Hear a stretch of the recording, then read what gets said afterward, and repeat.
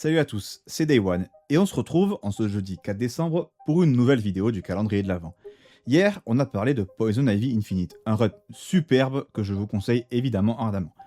Mais aujourd'hui, vous savez quoi, on se retrouve pour encore du lourd. Et en fait, on se retrouve pour un de mes comics coup de cœur complet de l'année 2025. C'est pas une sortie récente du tout, mais j'ai tellement kiffé lors de ma découverte cette année que je me devais vraiment de vous en parler. Genre, c'était nécessaire pour le bien de l'humanité, le mec qui abuse carrément. L'indice d'hier était donc robotique, parce qu'aujourd'hui, je vais vous présenter l'immense run Descender de Jeff Lemire. L'immense Jeff Lemire au scénario donc, et le non moins immense Dustin Nguyen au dessin de cette splendide et gigantesque saga. C'est dispo dans la collection Urban Grand Format avec 3 tomes. La fameuse collection Urban Grand Format, magnifique. Ça pour le coup, je le répéterai jamais assez, mais c'est vraiment une collection pour faire de très beaux cadeaux. L'objet livre en lui-même est magnifique. Mais bref, on est par là pour parler esthétique de livre, mais pour parler de Descender. Mais du coup, c'est quoi Descender?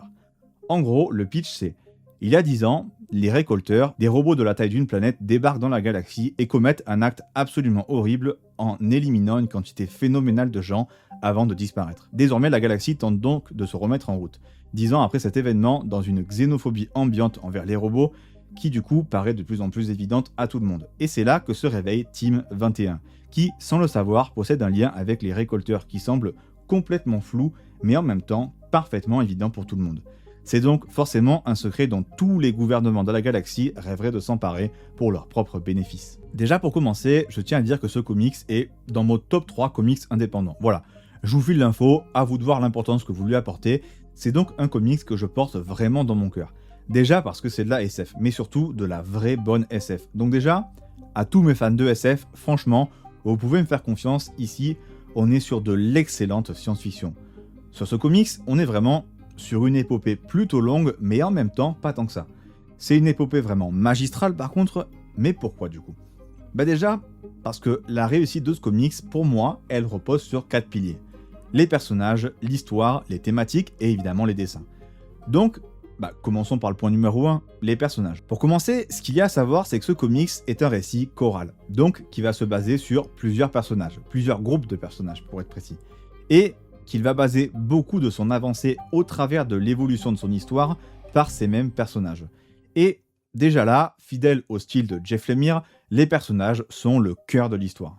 Lemire est un auteur reconnu pour écrire parfaitement ses personnages, savoir les faire évoluer et surtout écrire des dialogues particulièrement convaincants sur genre tous les points. Et surtout, rendre en fait tous ces personnages attachants et leurs relations surtout. Bordel, leurs relations sont absolument passionnantes à suivre. Et ce, en fait, tout le temps, de la première à la dernière page, il n'y a aucun temps mort. En fait, les relations sont écrites avec un soin très riche et surtout, elles sont écrites de manière très nuancée. Comme je l'ai dit, chose importante, tout découle de leurs décisions. Ce sont eux qui portent le récit. Ce sont eux qui font que le récit avance. Chaque décision qu'ils font pèse sur le poids du futur de la galaxie et évidemment, tout ça c'est porté par des protagonistes hyper marquants. Et pour en citer quelques-uns, Team 21, Telsa, Andy, Effie, Jinkwon, Bandy, Forer. Quelle belle bande de bras cassés trop attachants franchement. Et en fait, cette bande de bras cassés trop attachante, elle va devoir avoir ses antagonistes. Et là pareil, on a des antagonistes puissants, notamment les moissonneurs. Mais c'est pas les seuls. En fait, je dirais qu'il y a plusieurs petits antagonistes qui, eux aussi, ont leur gros rôle à jouer et qui sont évidemment bien kiffants à suivre. Et cette relation entre nos protagonistes et nos antagonistes va nous faire ressentir quelque chose de très important quand on parle de fiction, c'est qu'on sent que tout le monde ne survivra pas. Donc, pendant tout le comics, il y a une espèce de tension émotionnelle constante. On est vraiment tendu, vraiment sur le bord de notre siège. Et à chaque page, en fait, il y a ce sentiment-là. Deuxième point, l'histoire. Et là non plus, le comics, il est vraiment pas en reste, bien au contraire. Je pense que sa force principale est son dosage. Je m'explique. La narration, elle est vraiment particulièrement bien équilibrée entre genre action, complètement intense et débridée, et scènes intimes où nos personnages vont pouvoir nous faire ressentir tout leur ressenti justement. Et ils en ont vraiment gros sur la patate, je peux vous le garantir. Mais c'est pas le seul truc intéressant. Ce qu'il est particulièrement aussi, c'est l'univers qui est vraiment riche et foisonnant, rempli de mystères et de révélations plutôt progressives, mais aussi d'espèces surprenantes, genre il y a des espèces de cochons qui sont là, on ne sait pas pourquoi, et qui, de manière générale, c'est bien construit en fait. C'est pas révolutionnaire du tout, mais c'est très intelligemment monté. Autre point fort de l'histoire, le suspense. Il y a un suspense quasi constant sur, je dirais, quasiment tous les numéros. En fait, on sent encore une fois quasiment constamment que quelque chose de gros se prépare et que quand ça va péter, tout va voler en éclats. Et que nous, on va trop kiffer, mais les personnages, beaucoup moins. Autre chose vraiment très bonne, décidément, il n'y a que des bons trucs dans ce comics, c'est que le récit fait quelque chose de très difficile. Il tient toutes ses promesses. Il surprend sans cesse, et ça, quel kiff! Et pour finir, le rythme est absolument parfait. Lent quand il faut, rapide quand il faut, et en plus, il se permet carrément même le luxe de mener à une fin magistrale et puissante. Incroyable. Troisième point, et pas des moindres, les thématiques. Pour moi, toute histoire, et même je dirais plus précisément, surtout toute histoire de SF, pour moi, c'est crucial qu'il doit y avoir des thématiques. Ces histoires doivent absolument parler de quelque chose et aborder des thèmes forts. Ici, gros thème, bien important, et déjà pour commencer, on a des thèmes forts. En fait, je dirais qu'on en a 3. La xénophobie, la technologie, et bien évidemment, le thème classique de l'ASF, la nature de l'humanité.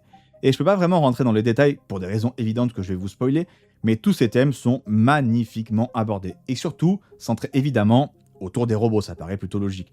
De leur acceptation dans nos sociétés, de leur âme, et comment on doit les traiter. Parce que bien sûr, les robots deviennent victimes des violences humaines, exploitation, rejet, esclavage, et c'est là que les comportements de tout un chacun ressortent. Évidemment, d'autres thèmes sont abordés et sont particulièrement importants pour l'histoire, comme la peur de l'autre, qui traverse tout l'univers depuis l'attaque des moissonneurs. Chacun se méfie de chacun, et personne ne se fait vraiment plus confiance, à part à ses proches très proches. Tout le monde est renfermé sur soi-même, et ça c'est toujours et dans tous les cas un problème. Donc on va voir comment ils vont s'en sortir avec ça. Et forcément, dernier thème, la technologie, qui est dans ce récit particulièrement bien mise en avant sur le fait que c'est une arme à double tranchant complet, que l'humanité n'arrivera pas à maîtriser et probablement n'arrivera jamais à maîtriser complètement. Et quatrième point donc, les dessins. C'est simple, c'est des œuvres d'art. C'est splendide, c'est incroyablement beau, et en même temps poétique parce que en fait Dustin Nguyen propose un style particulier, à la limite de l'aquarelle en fait. Il travaille sans ancrage, ce qui confère une atmosphère unique et onirique en fait je dirais à chaque page. Certains passages sont donc particulièrement puissants, émotionnellement parlant j'entends, grâce à ces dessins. Vous pouvez d'ailleurs selon moi complètement acheter ce comics en cadeau à quelqu'un qui adore la SF mais qui par exemple lirait que de la BD franco-belge. Le style de dessin est tellement particulier qu'on dirait en fait carrément pas du comics en fait. Donc à ce niveau-là, vous faites pas de soucis. De manière générale, pour moi, c'est recommandé autant aux fans de SF exigeants qu'aux néophytes cherchant un univers riche et surtout accessible. En fait, pour moi, c'est un véritable incontournable de la SF. Voilà, c'était tout pour Descender. Je vous retrouve demain, et l'indice pour la vidéo de demain, c'est Duo légendaire. Sur ce, c'était Day One, et à la prochaine.